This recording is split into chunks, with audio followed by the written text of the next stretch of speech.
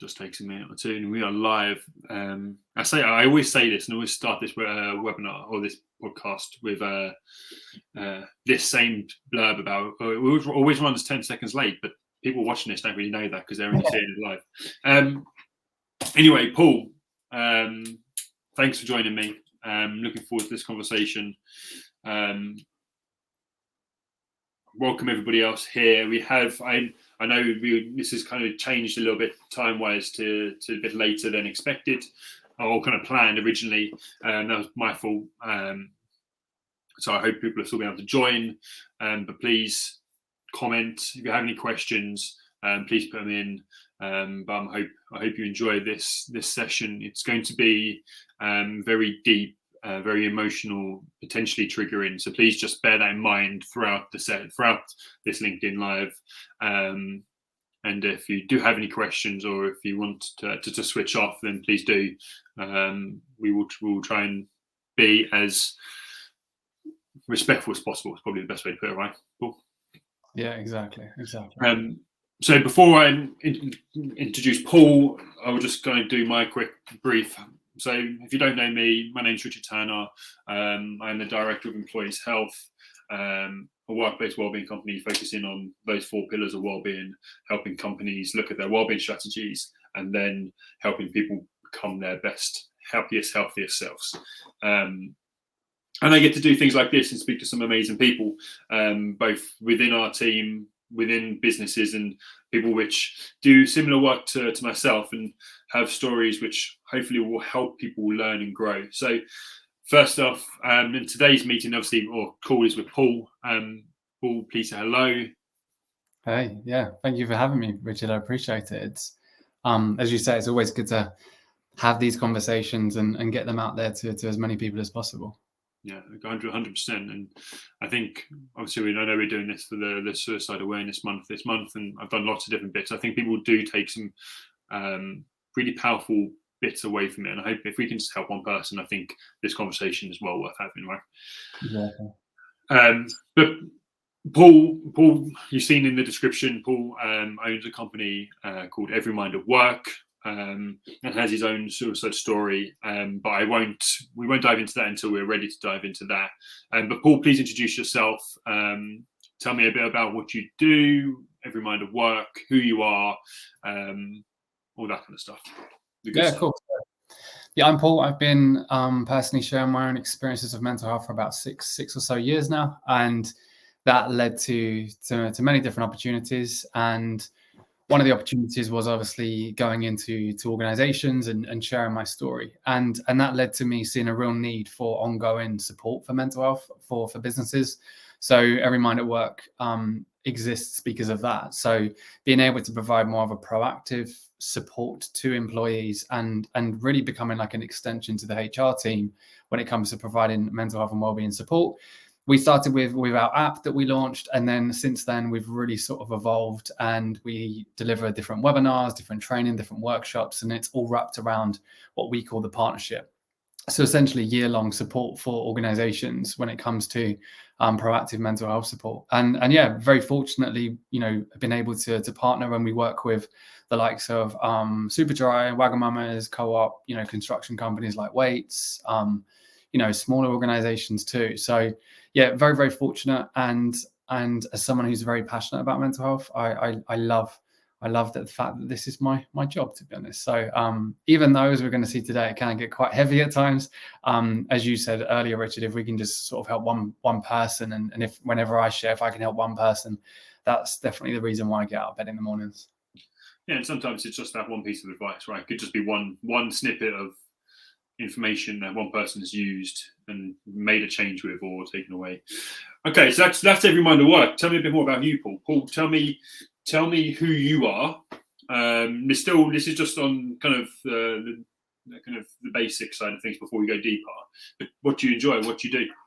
Yeah, so dad of 3, so I've got 3 boys.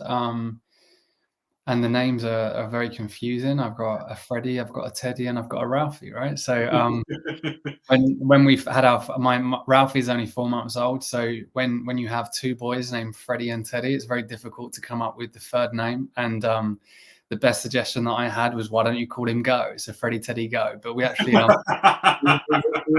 we went for Ralphie in the end. So yeah, so married to incredible lady called Amy, who I've been with for a while, and she's been a real sort of important part of a lot of the recovery and the journey that I've been on. And yeah, someone who loves to run. So very keen runner, running a lot at the moment. I did something for charity back in October, mental health charity, which was 8 marathons in 8 days in 8 cities. And that's really kind of sparked on the need to run more, but kind of going for more like the speed and the quicker stuff now. So won my local park run on Saturday, humble brag. But yeah, love to run, and yeah, just like watching football. Pretty normal guy, to be honest, but yeah, I'm always diving deeper into understanding myself a little bit more, and forever on that self-improvement trap that a lot of us get into as well. Yeah, I think when you start this journey in this wellbeing space, you just go into this self-improvement trap. You're always trying to learn something better, right? And I know you're in Essex. So I'm hoping you're a West Ham fan. I'm not. No, I'm a Liverpool fan, and my mum's a big Liverpool fan. So, and to be honest with you, I was born when we hadn't won the league. So, you can't call me a glory hunter either. We were terrible when I was growing up. It's just upsetting. I won't judge you on it, mate. Yeah, mate. So yeah, wicked. Thanks for sharing. I think I want to go into the story to why you're here, and I know you've touched on that a little bit already. But not here having a conversation with me, because ultimately that's a small speck in a week, let alone what you do. But why Everymind at work? Why wellbeing? Why mental health? Can you go into that story a little bit more for me? Yeah, of course. For me, it was pretty much the conversations around mental health and mental illness were non-existent, really, growing up. And I'm sure you and a lot of people can relate to that. So, I kind of explain it as, I never believed mental illness would impact me until the day that it did. And sadly, the reason why I never believed it would impact me is because my only exposure to mental illness growing up was like the movies that I watched and newspaper articles and things like that. So I had a preconceived idea of what mental illness was. And it sounds horrible whenever I say this, but it was very much straitjackets, padded cells, and personalities that don't act like me, right? That was my understanding of it. But yeah, I was sadly impacted by mental illness at 18, and it came through an experience with my dad. So my dad was very much, on paper, had a lot, full-time engineer, qualified physiotherapist. He had a psychology A-level. He read self-help books. He ran a lot. He was physically healthy, friends, family. And, when you have someone like that, you're never really looking for any challenges, especially back then. And yeah, the only way I explain it is he experienced a breakdown very quickly, and his behaviors changed. He was telling us that he was struggling, and he was diagnosed with depression when we got him to the doctors the next day. And what happened after that was really, our whole life was flipped upside down, because we never expected my dad to be depressed and now be signed off from work and be given antidepressants and all of this stuff.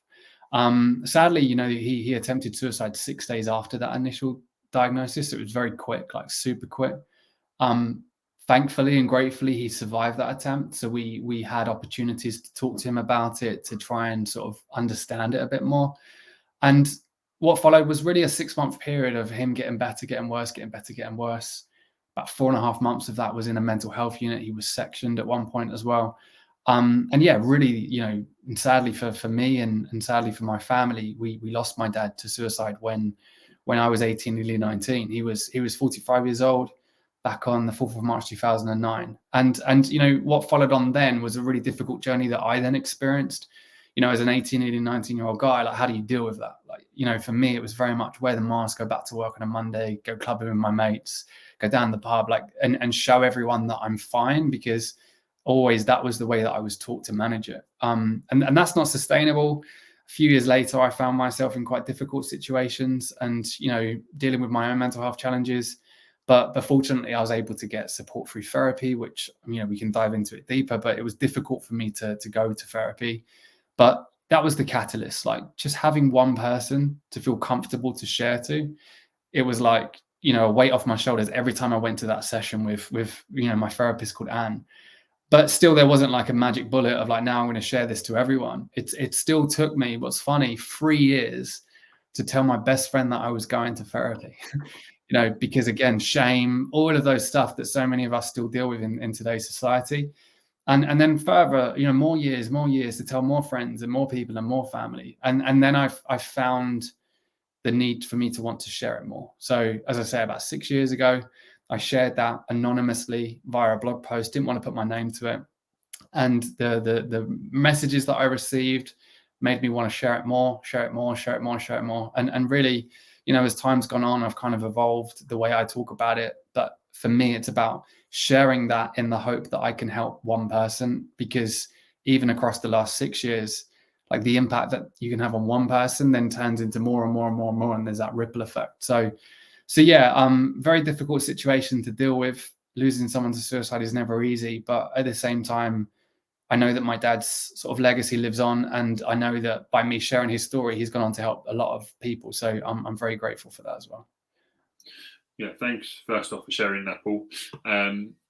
There's a few things which are going to hit home in that kind of story.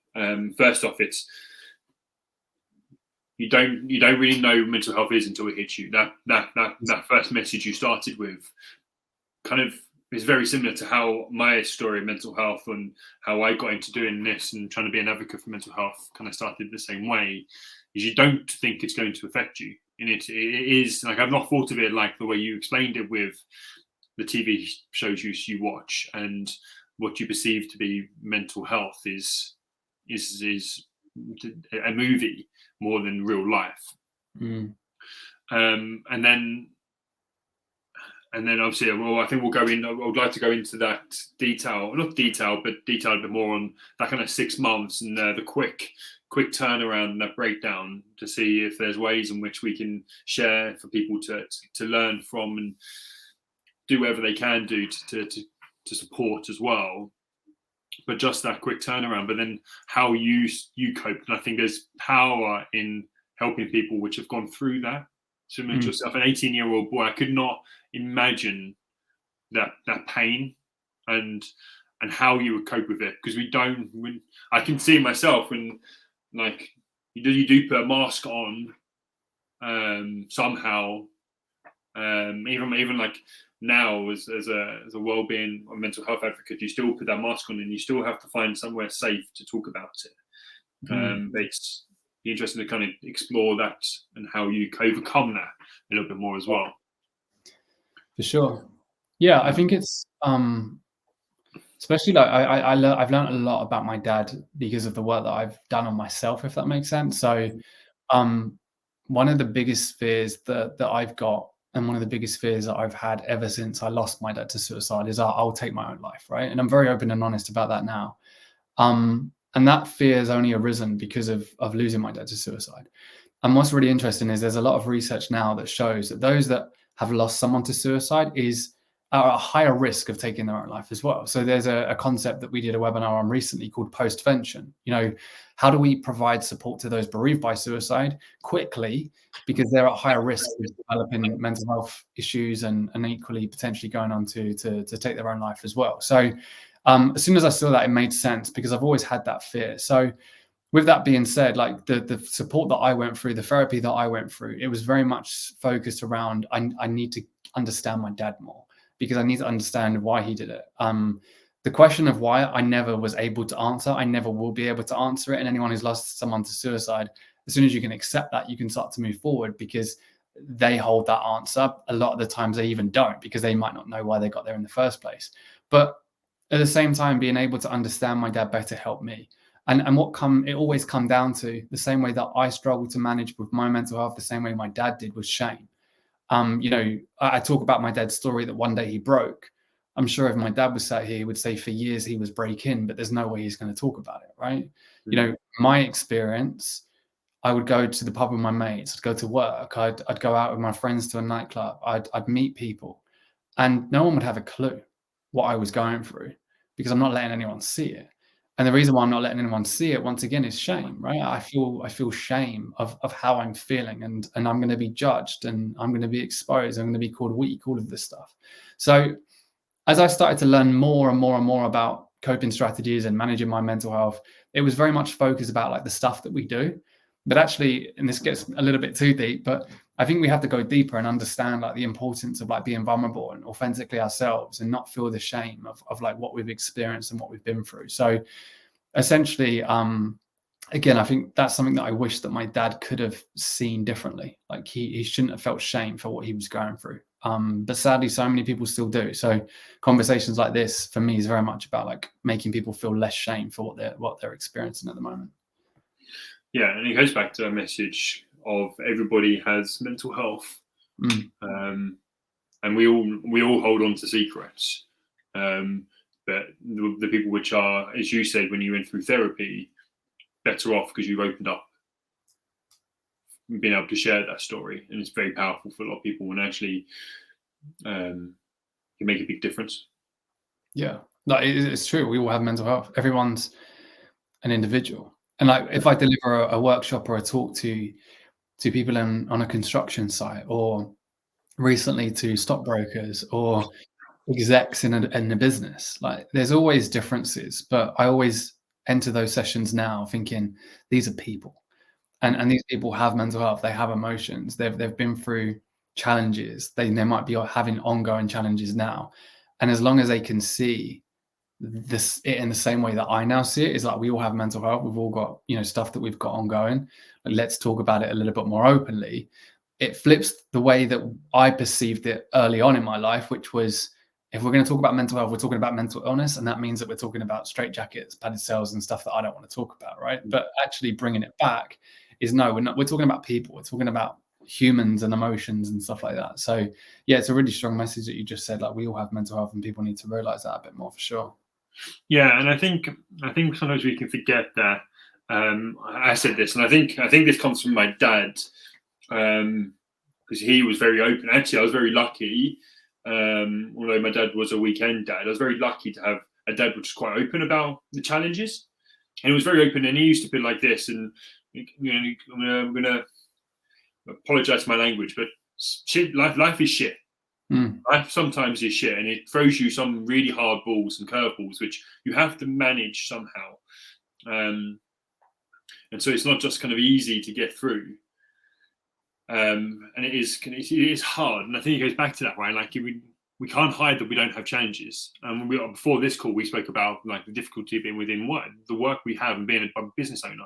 Like it's hard to be a business owner and for optimism and continuously be happy and all that kind of stuff, and go through the challenges, the financial stresses, all that kind of stuff. And it's not easy. So being able to talk about that takes away that thought process of life being easy. But the thing is now, within the world and the way the world is that we only ever get to see perfect the majority of the time, because that's what we see on social media. And so we compare ourselves to perfect in the majority of the time. And equally, like none of us have been taught to sit with and manage the uncomfortable emotions that come with life. Like you just said, like life is tough, but we've always been told to run away from that. And again, like, as a parent myself, I see myself doing it with my boys. It's what I've realized is when I see my 6-year-old get tearful and start crying, like the natural thing for me to do, even in like an advocate of this space, is to say to my 6-year-old, stop crying. Like, it's okay. Like, what we'll do is I'll do this for you, and it's going to be fine, right? And I don't say stop crying because I'm not saying like crying's weak or anything like that. That's not the message I'm trying to get across to him. But actually, the reason why I'm saying stop crying, I'll solve it for you, Daddy will take care of it for you, is because I'm uncomfortable. Yeah. I can't handle like him crying, right? That makes me feel like, oh God, this is uncomfortable. I don't want to deal with this. I just want to shut it down.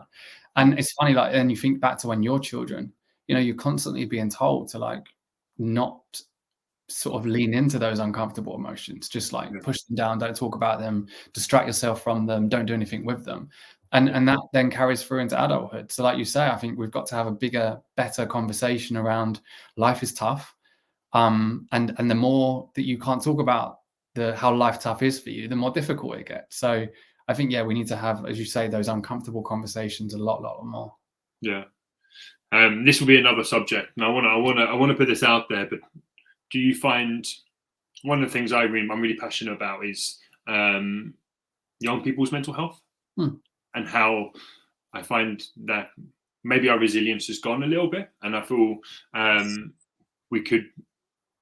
How do we allow that to happen for us to be open, for us also to be resilient?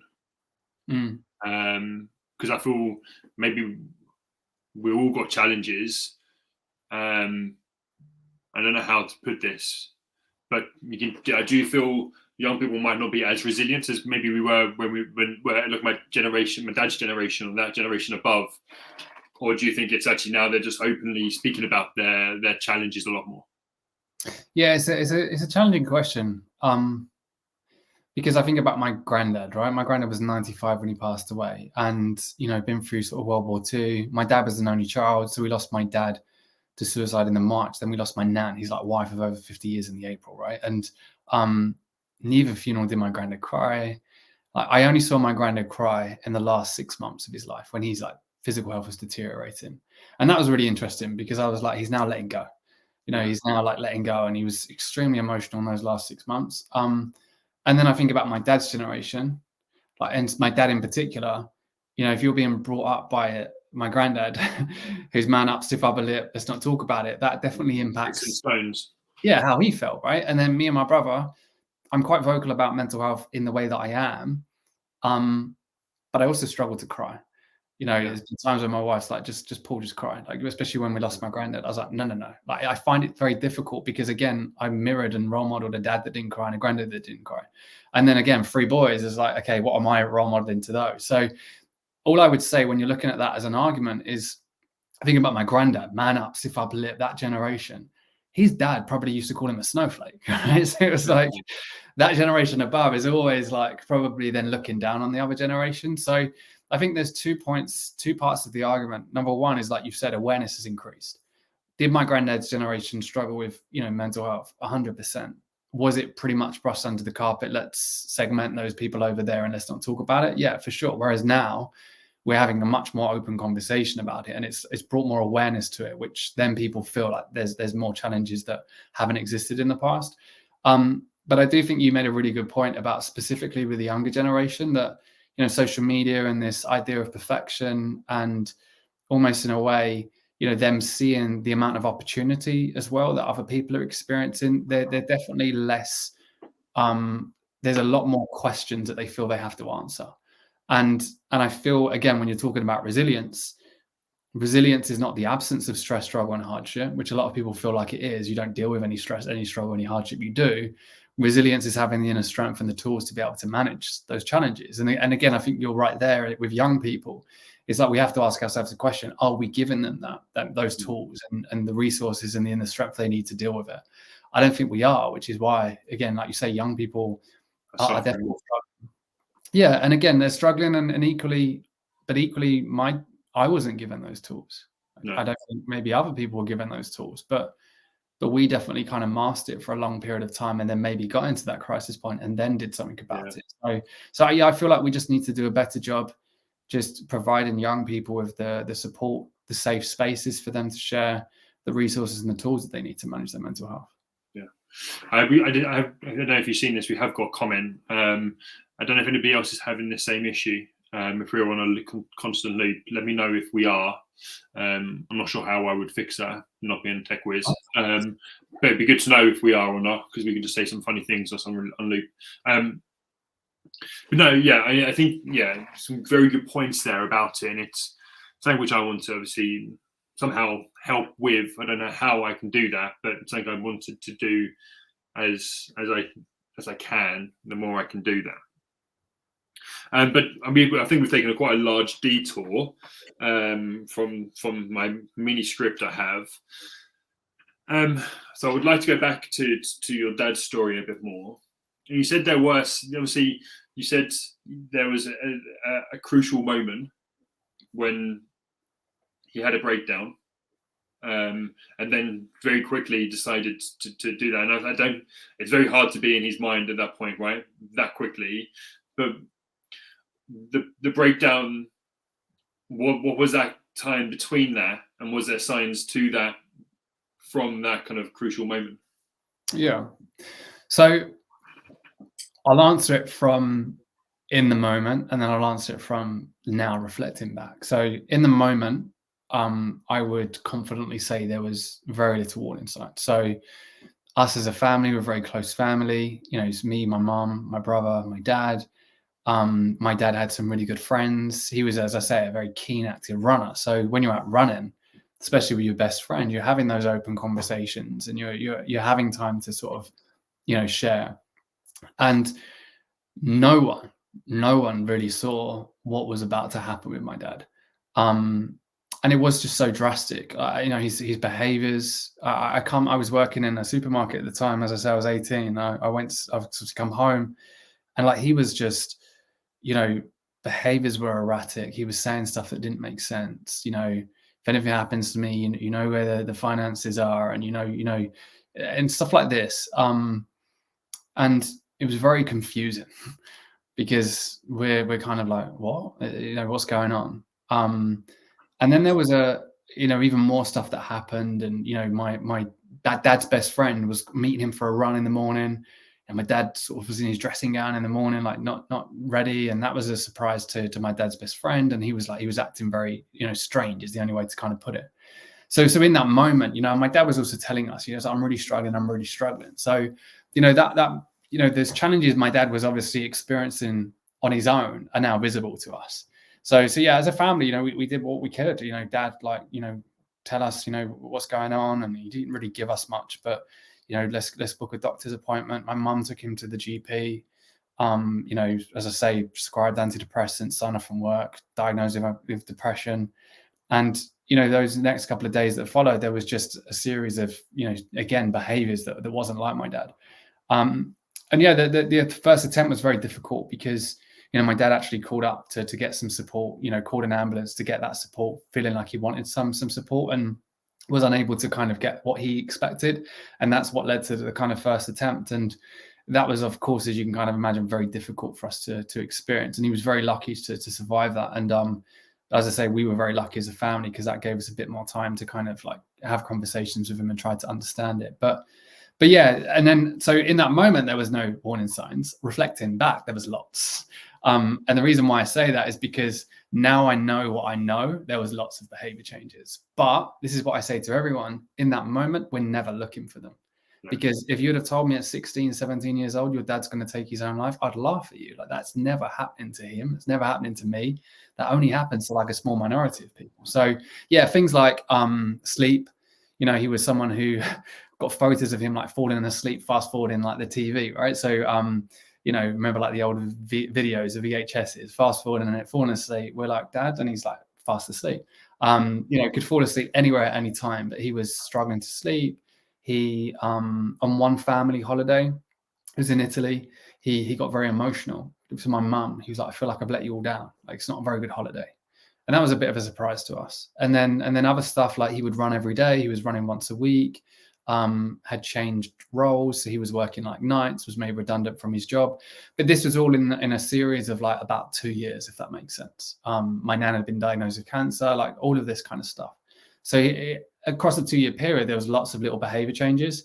But yeah, like I say, none of us are ever looking for it because why would we? We're never told to look for it. So it's the lesson that I always try to give to people. You know, you're not being asked to psychoanalyze everyone that you love and everyone that you spend time with, but just heighten your awareness of some of the signs that they might be displaying. Have a conversation with them. Are you okay? Ask twice, ask again. You know, I've noticed that you've been struggling to sleep recently. I'm just checking in. Are you sure everything is okay? Like, just be more aware of potential behavior changes that people might highlight, because, you know, that's definitely a key factor to knowing when someone might be struggling with their mental health, for sure. And also, as you said, like, you're not in the moment, you're not aware, and also over a 2-year period, those changes aren't big changes. No, they're just life changes. No, okay, actually, I'm not sleeping that well, and if that begins to happen over 2 years, dad doesn't sleep very well anymore, or it's too busy to go. He's now working nights. He can't run, and so those kind of things don't seem that big a deal in that moment. But now, as you said, looking back, makes a big impact, right? Yeah, exactly. And it's like, I'll be honest with you, even when he was diagnosed with depression, you're never taught about it, right? So even then, back then, my mind is very much like, this is a blip, dad will be fine. And then even then, it's very much, what have you got to be depressed about, right? Because when you don't understand something, you're not taught about it. For me, even in those really difficult moments, there was always, I would just see it from the outside point of view. You've got family that love you. You've got a job security. You've got this, you've got that. Like, he's going to be fine. But now I understand it differently. I approach it very differently. So I think it's a really, really good point. It's like, we can't just assume that poor performance at work or someone's changes in behavior is because they've made that decision. It might be something deeper than that, and you have to explore it. Yeah, for sure. And this is where obviously what you do and what we try to do as well makes a big difference, right? Yeah. I'm going to ask. Obviously, I asked you and warned you about this question, and when I wrote it down, I thought it's a very personal question. But I'm going to ask you it because I feel like I don't know what I thought would come from it. But if you could speak to him today, and it was, I think, knowing your story a bit more deeper, I presume you probably had these conversations anyway. What would you say? So if he was still alive, I would say that what he's going through is temporary.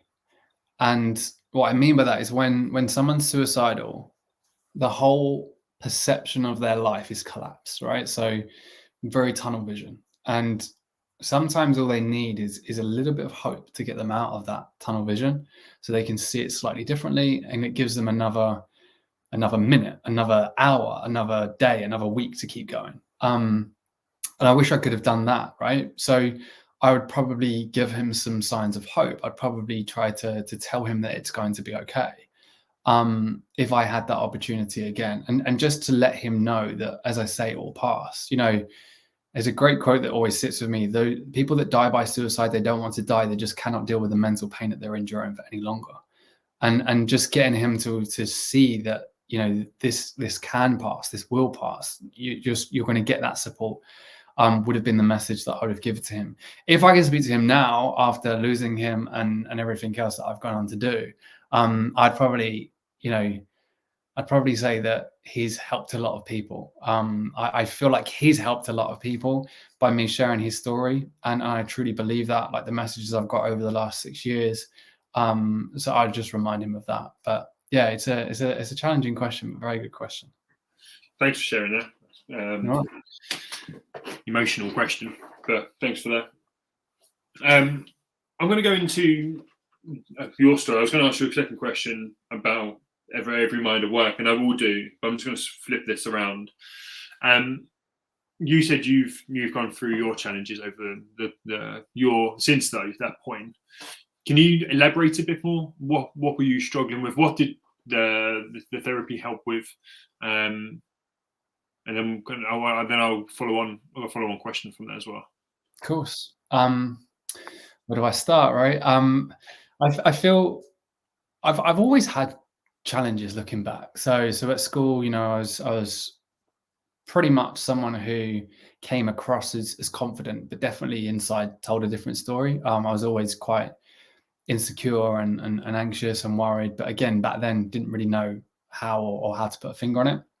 When I lost dad, it was, someone explained suicide grief as grief with the volume turned up. And I can really resonate with that, because I struggled to grieve, because there was a lot of me that had, if I'm being honest with you, a lot of anger towards him, a lot of confusion, a lot of he didn't love me enough to stay, a lot of stuff around guilt. Again, I saw my dad the night before he took his own life, and I was tired and exhausted from work, and tired and exhausted from the last 6 months. So I decided to check on him the next day, right? And again, that was the day that he took his life. So lots of guilt that you have to deal with. So it's a very difficult grief to experience. And then layering on top of that, as I say, wearing the mask and showing everyone you're fine and everything else, it became really exhausting for me. And I'd been to see a therapist on the NHS very quickly after my dad. I'd been to see I think a psychologist. So I wasn't like not open to getting help. I just never stood with it. I was like, went once and I was like, no. Unless back in that moment, I was like, unless you've got like the magic answer for me, I'm not coming back. Tell me the answer now to deal with this. Otherwise, I'm not coming back. But it's painful. I don't have to do this every single time. Yeah. It's like, look, just cure me. Otherwise, I'm not coming back. But then by the time I got to see Anne, I was 21. So about 3 years after my dad, I'd started a business. I'd just tried other little bits, and I was diving a little bit into some like different books and things like that. So I was exploring a lot more, but I was also at my lowest. I was at my lowest at that point. So, just really, really struggling to kind of manage the emotions that I was dealing with. So I would say I went to see Anne in a real moment of crisis. So like, I need some help now. I never let on to anyone that was the case, but I was desperate for some help. So I went to see Anne, and Anne was more of a holistic therapist. She was explained to me as someone who knows more about you than you know about yourself, right? Which kind of like intrigued me. And it was like the third session with her. It wasn't the first two sessions. It was the third session that I'm like crying my eyes out to her and telling her about my dad. And she just made this space feel safe because she's got her own experiences, because I could resonate with her, I could relate to her and everything else. And then from that moment on, it was literally just unpacking a lot of it. And it was still in that environment with Anne, like just me and her, because I still wasn't comfortable to talk openly to everyone. That's a really important thing with therapy. I feel like this whole 6 therapy sessions, you'll be cured. Like I still go and see Anne now. Like it's like over 10 years, right?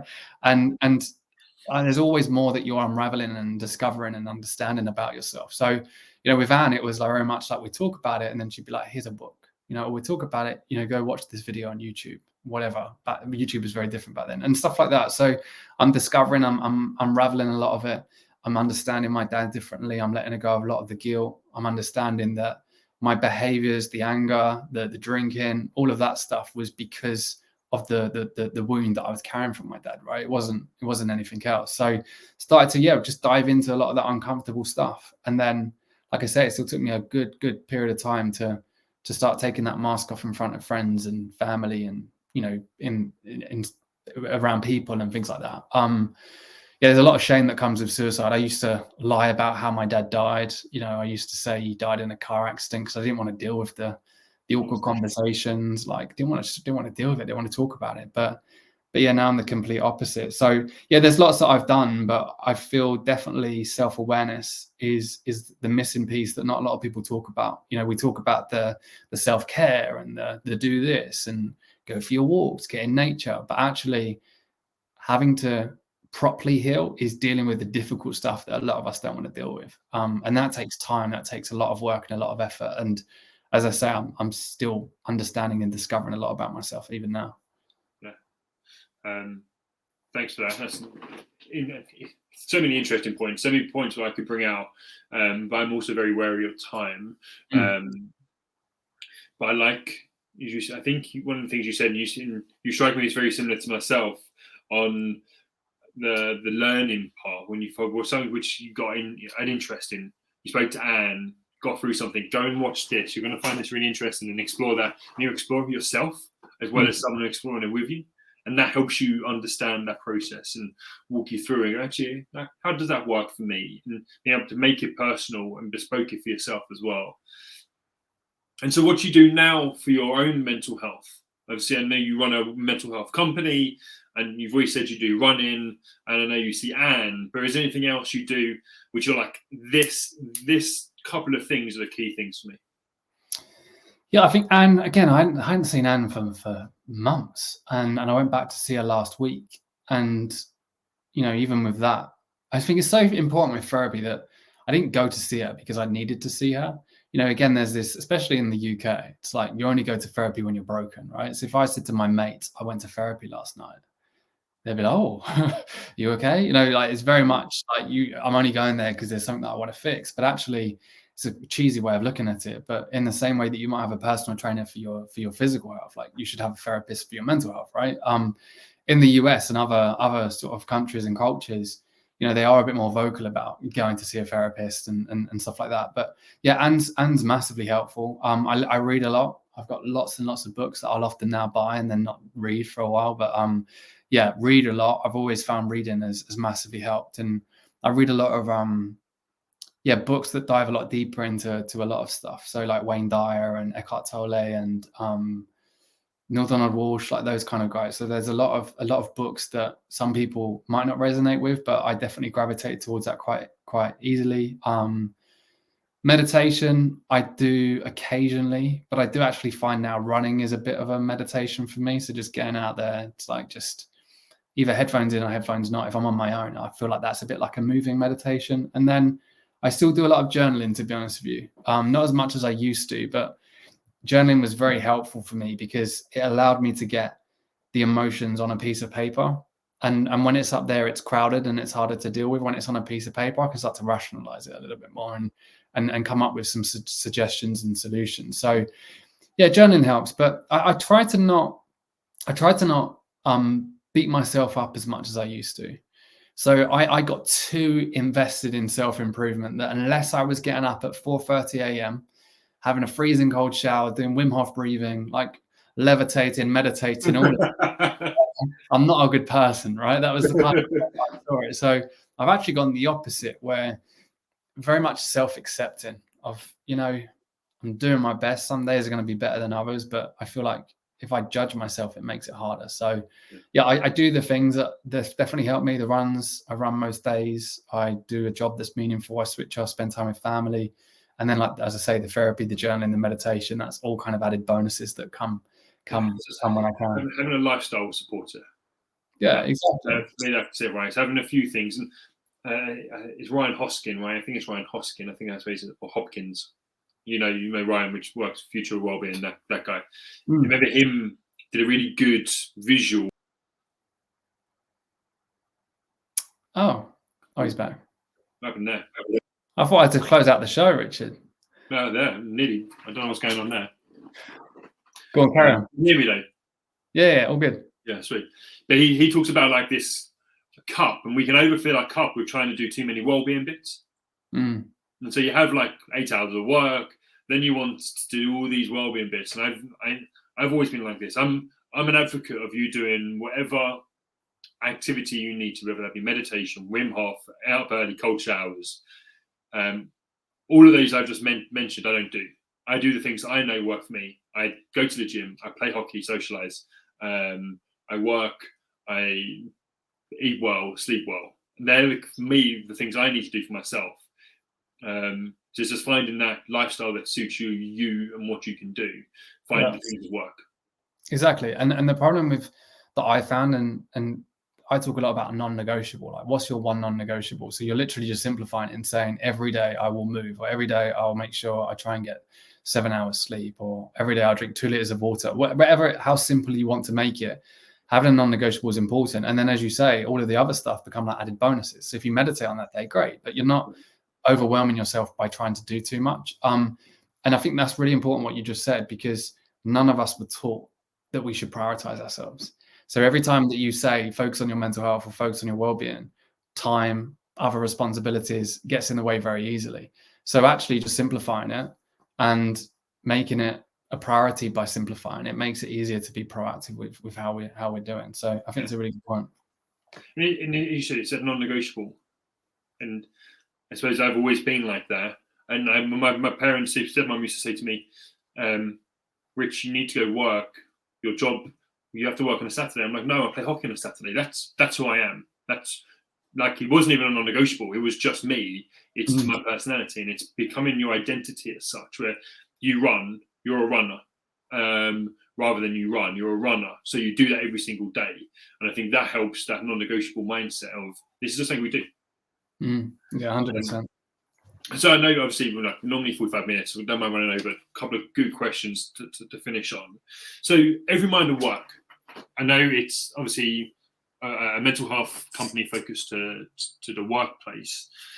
We've spoken about what we can do individually for ourselves as a person. What can a company do to both look at the mental health within a workplace, but also the suicide challenge at a workplace?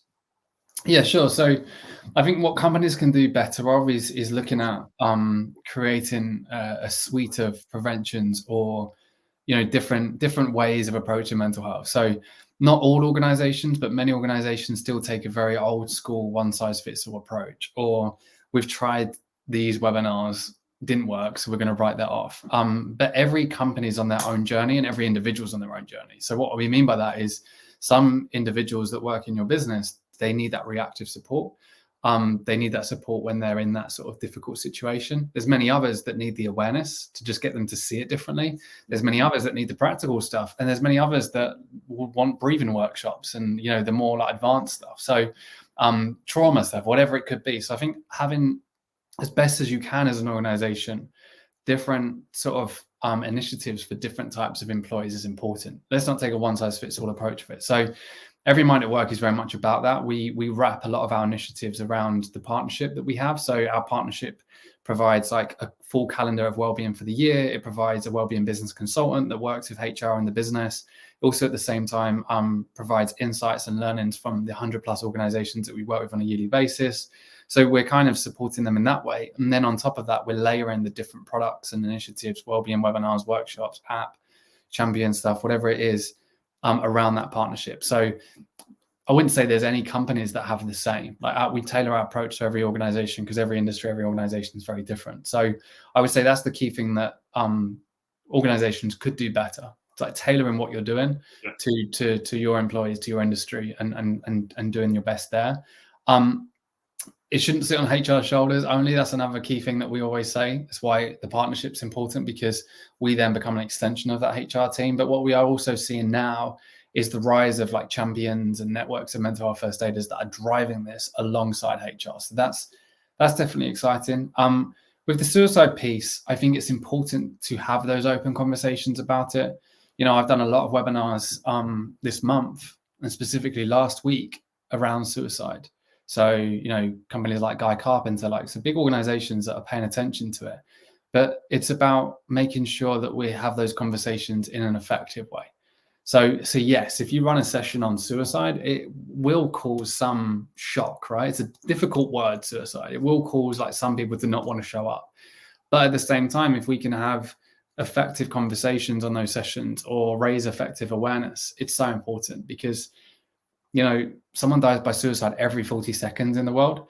And they say for every suicide, on average, 135 people are impacted, from close family to friends to colleagues to the people in emergency services, whatever it could be. So with someone dying by suicide every 40 seconds and 135 people being impacted by every suicide, it impacts more people than we know. So I think a lot of organizations, in my experience, get very surprised with the uptake on those webinars on suicide and the conversations that follow. And the reality of it is these people have been impacted, but you just don't know about it. So I think, yeah, it's a delicate conversation, but the more we dance around it, the more silence there's going to be around that subject, and we need less silence and more conversations for sure. Yeah, I think that's a couple of really good, helpful tips, both from a mental health standpoint and being able to make companies look bespoke in their own unique business in how they support. But then also, I think the suicide awareness and understanding, and you also mentioned about somebody looking to be more aware, somebody looking to be more practical, somebody wanting to do a bit more deeper stuff. That all is very different for every single area of well-being, right? And so it's important that if you can somehow, but I know we had this conversation beforehand, budgets aren't just there to grab all this from, but what can we do? How can you implement that? How can you educate people in your business to know more, to support better, all these different types of things? To finish up on, I always finish up on this,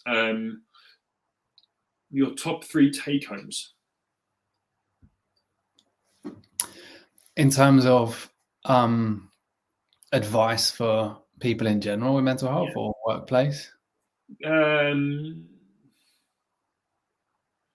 Good question. Do I want to go? Let's go people. People are listening. Let's go people. First take home is, again, I said it earlier, like vulnerability is very powerful. And vulnerability is something that we need to embrace a lot more in the workplace, outside of the workplace. So it's also getting people to understand that vulnerability is a scale. What I mean by that is you don't have to be an open book like I am in terms of like what happened to my dad and me. Being vulnerable is sometimes saying I'm having a bad day, or I don't feel skilled enough to complete that project that you've given me, right? That's still vulnerability. So I think embracing that a lot more helps you, but it also helps others. The other take home is if you are worried about someone, always remember to ask, listen, and signpost. What I mean by that is be aware of the behavior changes that we've identified. Ask twice, create a good environment that allows them to feel safe and comfortable to talk to you. Listen to them when they're sharing. One of the key mistakes I made with my dad is I tried to solve it for him.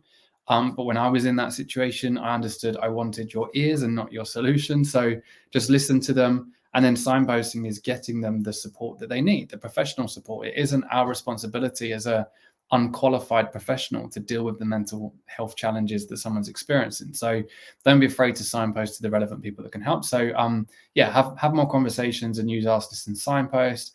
And then the third one I would say is if this conversation or anything that I do can inspire one person to share their story, I'm happy, because like that has such a ripple effect on stigma and cultures. And as I say, like the awareness increasing. So if you've heard this and you feel like you want to share something, I highly recommend that you do, as long as you feel comfortable to do it. Because as someone who was very hesitant to share his story, sort of 6-7 years on, it's the best thing that I've done for myself, but also for other people that have been impacted by it. So yeah, those are the three unplanned takeaways that I'd give. Yeah, for sure. I mean, that's why I always leave it to the end, and I never give anybody any other questions until at least 1 minute before we start, because they're honest, they're authentic. I like the vulnerability piece, not understanding that your vulnerable is here, somebody else's vulnerable is there. Makes a big difference. Understanding you don't have to share everything. You can just share, Jim's having a shit day. Exactly. I don't share everything. Yeah. Like I don't share everything with my team. I don't share everything with my wife. I don't share everything with my therapist, right? There's still a lot that I need to work through before I feel comfortable even telling my therapist about it. So everyone's the same. It's like, you've got to, as you say, feel comfortable to share what you want to share in that part of vulnerability. And that's different for everyone. And I always say that one of the things I say as a man, and I always have to say this because I think it might make some of this easier to understand, is I'm not going to share some stuff with somebody I don't know. Exactly. I have people which I share more, as you said, your therapist. If I am comfortable with you as a friend and somebody I can trust, then I might share something with you. But even then, it might just be a version of what I want to share. And so you have to build that trust for that share. And this is really important as well. I know we're overrunning, but when people say that they want to share their story, or they want to speak in companies about their story, I always remind them that it took me 7 years of therapy before I felt comfortable to even write it and share it. So in other words, I think people rush to do it. Like it took me 7 years to get to grips with it myself, and I'm still trying to get to grips with it before I could then share it. So I think, as you just said, it's really important that you work through this stuff yourself, and you work through it with people that you trust before you then, obviously, as you say, feel more comfortable to share it to more people afterwards. Yeah, and the last thing I want to do, I'm just going to knock on the door. Let me have a look, see who it is. Yeah, no worries. I don't know. Who cares? You mentioned something. I wanted to bring this back up on this kind of section. You said something about hope. And I think I wanted to add that into one of your tips is when someone's struggling, being able to give them that glimmer of hope that this isn't going to be life forever. This is just a glimpse or a part of life. And we forget that when we're in life, sometimes we feel like this is it. We forget that it's just part of a big, 1 week is tiny or 1 year is tiny in comparison to the 80, 90 potentially we were here for. So it's remembering that and the hope of what's to come. Dude, thank you ever so much for the 55 minutes of your time. I've really enjoyed that. I really hope other people have found that really helpful. They might be watching this on record or on playback, but I've really appreciated our conversation. And I hope some people have found it really beneficial, and I hope you've enjoyed sharing as well. Of course, no, thank you for having me, and it's been good to chat. And like I say, off air, we'll have to catch up after this as well. Yeah, for sure. Where can people find you? Social media, LinkedIn, Instagram, just search for Paul McGregor, and also everymind.work.com is where you can find out more about Everymind. Lovely. And obviously, yeah, employee staff, Richard Turner, come find me, come and say hello. If you want to have a chat with us, for sure we're both open to have a conversation. Otherwise, thanks, Paul. Thanks, everybody, for joining. And this will be on YouTube soon. Next week, I am with Anne-Marie Russell, actually. Interesting one. Anne-Marie's awesome. Yeah, so yeah. Anne-Marie, she's doing some incredible work. So I'll make sure I check into that. Yeah, wicked. Have a lovely day, mate. We'll chat quickly after this anyway. So speak to you all soon. Take care. All right, bye-bye.